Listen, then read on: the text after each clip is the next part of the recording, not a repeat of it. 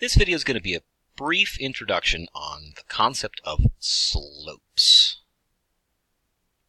Okay, and what we're basically trying to do, the idea of a slope, is that if we have some sort of line on an x and y axis, okay, the slope is measuring essentially how steeply the line is either going up or going down. All right, and the way that it's measured is very simple. All that we have to do is we find 2 points on this line, and I'm just going to make this up here for the sake of illustration. Let's say we have this point right there, and we have this point right here, okay? And what we're going to do is we're going to compare from one of those points. Let's start with this one. How much did we go up to get to this point, and how much did we go across to get to this point? Okay, so here's what I want you to think about. The slope is measuring, if we pick a starting point, it's going to say here, how much upwards or downwards did we have to go to get to the next point, and how much left or right did we have to go to get there? Think of it kind of like this. If I was starting here and I was going to walk, how much would I have to go? I'd have to walk all the way over here and then up this much to get to that point. Okay? So we're just measuring the left or right positions, or the up or down, I should say the changes. The left or right changes from one point to the other, also the up or down changes, okay? So now this is very important. The x value on the bottom here, the x-axis, that represents either the change going left or right, all right? The y value, or the y-axis, I should really put, if I want to be more specific, that one represents the up-down change. And to find the slope, all we have to do is calculate both of those. Okay, so let me just give this as an example. Watch this. Supposing I told you that this point right here on the x-axis, actually that was a different color. I don't want to use that color. Here we go. So supposing that was 2 right there on the x-axis. Okay, and right over here, this other point, if we dropped a line straight down, let's say that was 5 on the x-axis. Well, if you think about it, what was the change? How much, if I started from 2 and I walked my way over to 5, how far did I go? Hopefully the answer would be, it's 3, right? And a way that you can calculate it, a very simple way that you can calculate it, is take where you ended up, subtract where you started from. Okay, so if we end up when x is equal to 5, and again, x just represents the numbers on this axis here. So x, if we ended up at 5, but we started at 2, we could say the x change, because that's what we're looking for, is equal to 5, where we ended up, minus 2, which is where we started from, so the total change was 3. And that should make sense, right? That should be, if we go from 2 to then to 4, 2 to 3, so we go jump to 3, and then to 4, and then to 5, we made 3 total jumps. So the change was 3. Okay? Now, the same thing applies with matching things up on the vertical or y-axis, right? So let's pretend, for the sake of argument, actually I'm not really arguing, but again, imprecise use of language. Let's change the colors here. Let's say that's 6. On the y-axis right here, okay? So in other words, it's like counting. We went 1, 2, 3, 4, 5, 6 to get to that point, okay? And let's say that point right there, it matches up with, I don't know, I'm just making this up. Let's say it's 9 on the y-axis, okay? So in other words, we started out at 6 and we went up to 9, right? That would be this right here. Well, what's the increase there? What's the change? If we started from 6 and we ended up at 9, again, we can use the same logic. The change in the y, the up and down, is going to be where we ended up, which is 9, minus where we started from, which was 6. So that would be 9 minus 6. That is also a change of 3. And again, we can kind of see it, right? How many jumps did I have to make if I started at 6 to end up at 9? I went from 6 then to 7, and then to 8, and then to 9. 3 jumps. Okay? All right, so our x change is 3. We increased by 3. And our y change is also 3, because we went up by 3. So then what is the slope? Okay, The slope is defined as such. It's a fraction. Okay? So we got our fraction bar. And what goes on the top is the y change. So however how much we changed in y, that's what goes on the top, and on the bottom is our x change. Another way to think about it is it's sometimes called this. It's called rise, how much you went up or down, over the run, how much you went left or right.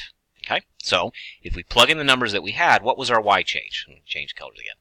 Our y change was, so I'm going to be real fancy. This is how they do it in advanced maths. Is you put this little triangle signal, delta y. That just means change in y, right? So our y change was 3, and our change in x was also 3, so the slope would just be 3 over 3, or that's just the same thing as 1. And that is how we calculate slope. Now, let's do a couple of example problems and just practice this a little bit more. Okay? So let's say I told you, in the purpose of the test, let's do pink. Let's say I said that you had these points here. I said, okay, I gave you this point 1 and 2, and this other point, -6 and -10. Okay, and I said, what is the slope between these 2 points? Now, what you can think about is we could graph this out. We could draw a picture of what this would look like. We could plot our points in, drawing my obviously very expert lines. So let's think about this. The first number in this little parentheses is going to be the x position, and the second number is going to be the y position, always. That's just the convention. That's how it's done.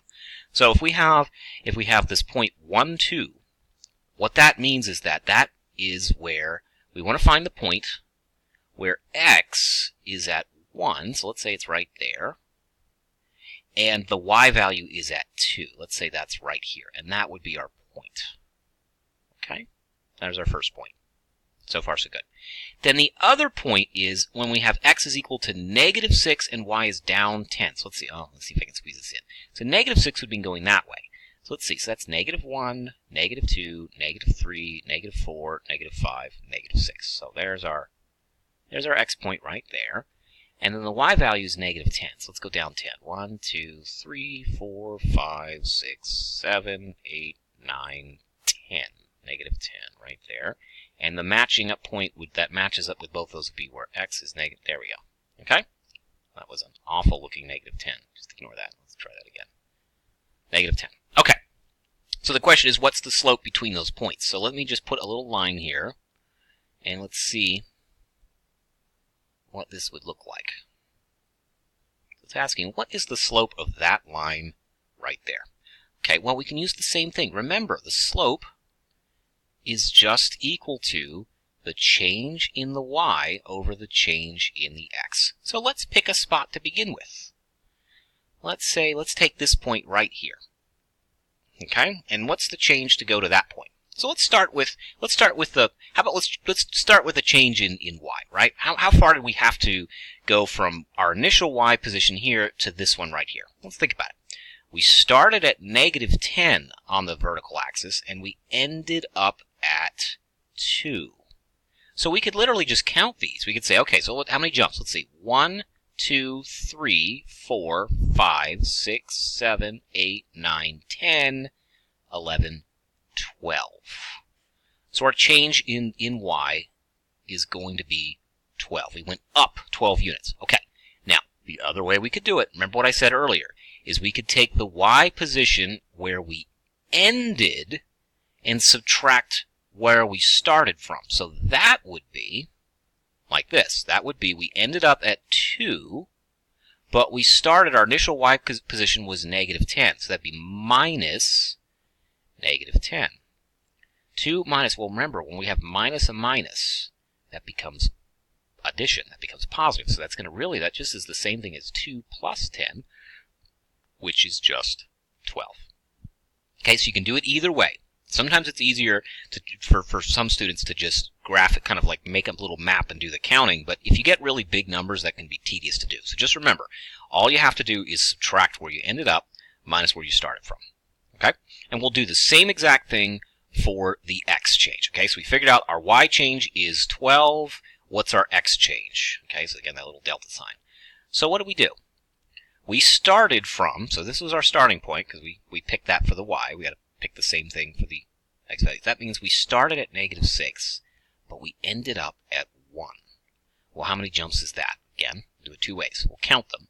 There's 1, 2, 3, 4, 5, 6, 7 jumps. So that would mean our x change is 7. Okay? But again, we could do the subtraction side, right? Let me erase that.